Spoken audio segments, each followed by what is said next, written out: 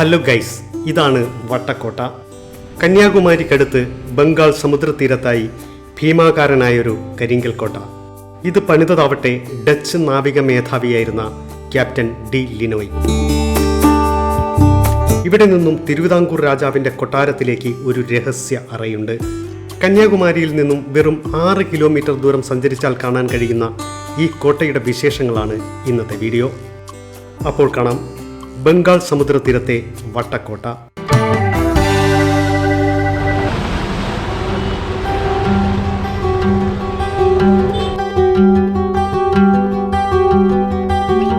എല്ലാവരും കാണാൻ ആഗ്രഹിക്കുന്ന സൂര്യോദയവും അസ്തമയവും കാണാനാണ് കന്യാകുമാരിയിലേക്ക് പുറപ്പെട്ടത്. രാവിലെ എഴുന്നേറ്റ് സൂര്യോദയം കാണാനായി കടൽ മുനമ്പിലേക്ക് നടന്നു. സൂര്യോദയം കാണാൻ സഞ്ചാരികളുടെ നല്ല തിരക്കുണ്ട്. കടലിലേക്ക് ഇറങ്ങിച്ചെല്ലുന്ന ഈ പാതയാണ് സൂര്യോദയം കാണാൻ നല്ല സ്ഥലം. 3 വശത്തും കടലായതിനാൽ കടലിൽ നിന്നും സൂര്യോദയം കാണുന്ന ഒരു പ്രതീതി ഇവിടെ നിന്നും ലഭിക്കും.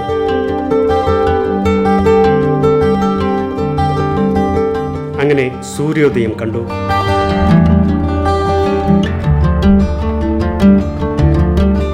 ബോട്ടിൽ കയറി വിവേകാനന്ദ പാറയിൽ പോയി. ശേഷം കന്യാകുമാരി ആകെ ചുറ്റി നടന്നു കണ്ടു. അറബിക്കടലും ബേ ഓഫ് ബംഗാളും സംഗമിക്കുന്ന ഈ കടൽ മുനമ്പും പരിസരവുമെല്ലാം എത്ര കണ്ടാലും മതി വരില്ല. അങ്ങനെ വണ്ടിയുമെടുത്ത് വട്ടക്കോട്ടയിലേക്ക് പുറപ്പെട്ടു. കന്യാകുമാരിയിൽ നിന്നും വട്ടക്കോട്ടയിലേക്ക് വെറും 6 കിലോമീറ്റർ ദൂരമേയുള്ളൂ. കന്യാകുമാരിയിൽ നിന്നും ഓട്ടോയിലും ബസ്സിലും നമുക്ക് വട്ടക്കോട്ടയിലേക്ക് പോകാൻ കഴിയും. ബസ്സിലാണ് വരുന്നതെങ്കിൽ 5 ഗ്രാമം വഴി പോകുന്ന ബസ്സിൽ കയറി 5 ഗ്രാമം അങ്ങാടിയിൽ ഇറങ്ങണം. അവിടെ നിന്നും കേവലം 600-700 ദൂരം മാത്രമേ വട്ടക്കോട്ടയിലേക്കുള്ളൂ. ഇതാണ് വട്ടക്കോട്ട. പ്രവേശന കവാടത്തിൽ സന്ദർശകർക്കുള്ള നിർദ്ദേശങ്ങളൊക്കെയുണ്ട്. 20 രൂപയുടെ ടിക്കറ്റുമെടുത്ത് അകത്തേക്ക് കടന്നു. ഇന്ത്യയുടെ സതേൺ മുനമ്പിലുള്ള ഏക കോട്ടയാണ് വട്ടക്കോട്ട. മാത്രമല്ല, കേരളത്തിൽ നമുക്ക് കോട്ടകളൊക്കെ കാണാൻ കഴിയുക അറബിക്കടലിൻ്റെ തീരത്താണ്. എങ്കിൽ കന്യാകുമാരിയിലുള്ള ഈ കോട്ട ബംഗാൾ സമുദ്രത്തിൻ്റെ തീരത്താണ് സ്ഥിതി ചെയ്യുന്നത്. അകത്തു കടക്കുമ്പോൾ തന്നെ സന്ദർശകർക്കായി കോട്ടയുടെ ലഘുചരിത്രം ഇവിടെ എഴുതി വെച്ചിട്ടുണ്ട്. കോട്ടയുടെ ഉൾവശമെല്ലാം തന്നെ പുൽത്തകിടി ഉപയോഗിച്ച് മനോഹരമാക്കി വെച്ചിട്ടുണ്ട്. അവയെല്ലാം തന്നെ നല്ല രീതിയിൽ പരിപാലിക്കുന്നതും നമുക്കിവിടെ കാണാൻ കഴിയും. നമുക്കാദ്യം കോട്ടയുടെ ഉൾവശം നടന്നു കാണാം. ചതുരാകൃതിയിലാണ് കോട്ടയുടെ ഉൾവശം. നടുവിൽ ഒരു കുളവും കാണാം. വശങ്ങളിലായി നീളമേറിയ കൽമണ്ഡപങ്ങൾ നിർമ്മിച്ചിട്ടുണ്ട്. ഈ കൽമണ്ഡപങ്ങൾ എല്ലാം തന്നെ സൈനികരുടെ വിശ്രമ കേന്ദ്രങ്ങളോ ആയുധം സൂക്ഷിച്ച സ്ഥലങ്ങളോ ആവാം. മണ്ഡപങ്ങൾക്ക് ബലം പകരാനായി സ്ഥാപിച്ച തൂണുകളെല്ലാം തന്നെ ഒറ്റക്കല്ലിലാണ് നിർമ്മിച്ചിരിക്കുന്നത്. മണ്ഡപങ്ങളുടെ റൂഫിൽ ചിലയിടങ്ങളിൽ മത്സ്യരൂപം കൊത്തിവെച്ചിരിക്കുന്നതും കാണാം. ഒരു കാലത്ത് തിരുവിതാംകൂർ രാജാവിൻ്റെ കടൽ തീരത്തുള്ള പ്രതിരോധ കവചമായിരുന്നു ഈ വട്ടക്കോട്ട.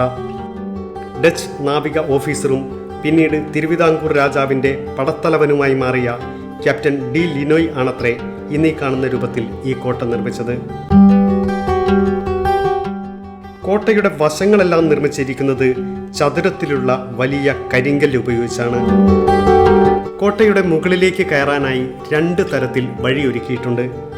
നടന്നു കയറാനായി കൽപ്പടവുകളും ഒപ്പം ഭാരമുള്ള സാധനങ്ങൾ വലിച്ചു കൊണ്ടുപോകുവാനായി കുത്തനെയുള്ള റോഡും ഇവിടെ ഒരുക്കിയിട്ടുണ്ട്. മുകളിലേക്ക് കയറി ചെല്ലുമ്പോൾ കാണുന്നത് വിശാലമായ ഒരു പ്രതലമാണ്. ഇത് പട്ടാളക്കാർക്ക് അവരുടെ പ്രതിരോധ പ്രവർത്തനങ്ങൾ നടത്തുന്നതിന് വേണ്ടി സജ്ജീകരിച്ചതാവാം. കടലിലേക്ക് ഒളിയാക്രമണം നടത്തുന്നതിനായി വശങ്ങളിൽ പ്രത്യേക രീതിയിലുള്ള പ്രതിരോധ കവചവും ഇവിടെ ഒരുക്കിയിട്ടുണ്ട്. ഇവിടെ നിന്ന് നോക്കുമ്പോൾ വിശാലമായി കിടക്കുന്ന ബംഗാൾ സമുദ്രതീരം നമുക്ക് കാണാം. ദൂരെയായി സൂക്ഷിച്ചു നോക്കിയാൽ നിരന്നു നിൽക്കുന്ന കാറ്റാടിപ്പാടങ്ങളും നമുക്ക് കാണാൻ കഴിയും. കോട്ടയുടെ മുകൾ വശം ചെറിയൊരു മൈതാനം പോലെയാണ്. സഞ്ചാരികൾക്ക് തണലേകാനായി ഇവിടെയൊരു ഒറ്റമരം പടർന്നു പന്തലിച്ചു നിൽപ്പുണ്ട്. ഇത് നമ്മൾ നേരത്തെ കണ്ട കൽമണ്ഡപത്തിൻ്റെ മുകൾ ഭാഗമാണ്. മുകളിൽ ടൈൽസ് പതിച്ചിരിക്കുന്നത് കാണാം. ആർച്ച് രൂപത്തിൽ കാണുന്നത് ഇവിടെയുള്ള രഹസ്യ തുരങ്കത്തിൻ്റെ പ്രവേശന കവാടമാണ്. വട്ടക്കോട്ടയിൽ നിന്നും 40 കിലോമീറ്റർ അകലെയുള്ള തിരുവിതാംകൂർ കൊട്ടാരത്തിലേക്ക് നിർമ്മിച്ച രഹസ്യ ഇടനാഴി ഇവിടെയാണ് ആരംഭിക്കുന്നത്. വട്ടക്കോട്ടയുടെ നടുത്തളത്തിലും മുകളിലും നമുക്കിങ്ങനെ ചുറ്റി നടന്ന് കാണാൻ കഴിയും. അപ്പോൾ ഇത്രയുമൊക്കെയാണ് വട്ടക്കോട്ടയുടെ വിശേഷങ്ങൾ. കന്യാകുമാരിയിൽ വരുന്നവർക്ക് എളുപ്പം വന്നു കാണാൻ കഴിയുന്ന ഒരു മനോഹരമായ ചരിത്ര സ്മാരകമാണ് വട്ടക്കോട്ട. വട്ടക്കോട്ടയുടെ വീഡിയോ ഇഷ്ടമായെങ്കിൽ ലൈക്ക് ചെയ്യുക, ചാനൽ സബ്സ്ക്രൈബ് ചെയ്യുക.